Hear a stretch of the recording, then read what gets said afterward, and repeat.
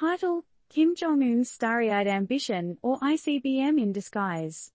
North Korea's satellite launch triggers standby status in Japan.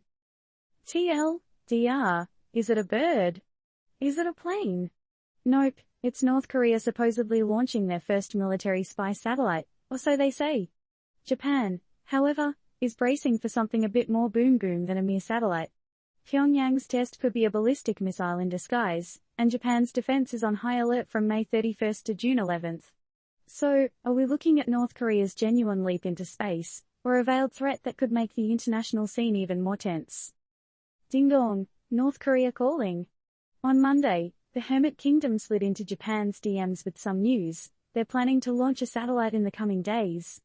Now, whether this satellite is truly a satellite or a fancy term for a ballistic missile is up for debate.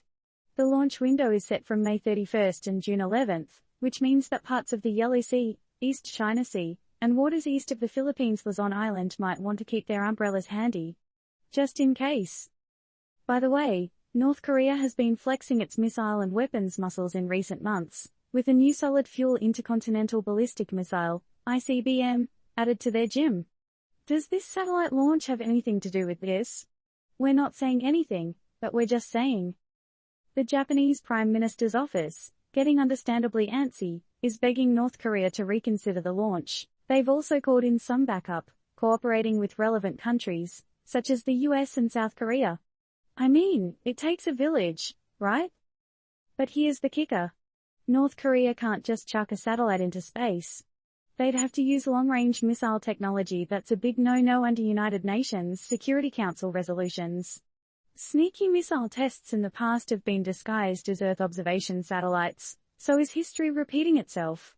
Japan's Chief Cabinet Secretary Hirokazu Matsuno and Defense Minister Yasukazu Hamada aren't taking any chances.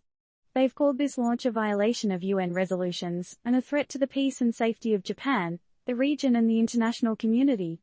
If any satellite debris dares to venture into Japanese territory, they've got a green light to shoot it down. It's like an intense game of Space Invader dodgeball. So why would North Korea notify Japan about the launch? Well, the rocket might fly over Japanese territory. It's as if Kim Jong-un is trying to convince us that he's just conducting a legitimate space program, but not everyone's buying it. What does the spy satellite mean for North Korea, though? Some say it's part of their efforts to up their surveillance game and improve their ability to strike targets in the event of a conflict.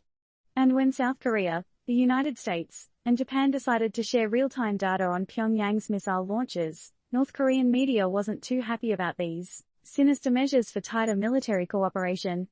But at the end of the day, we're left with a question as big as the sky itself. Is North Korea's satellite launch a legitimate leap into space or a disguised ballistic missile test that's about to escalate international tension? Only time, and space, will tell. So, what's your take on this cosmic controversy?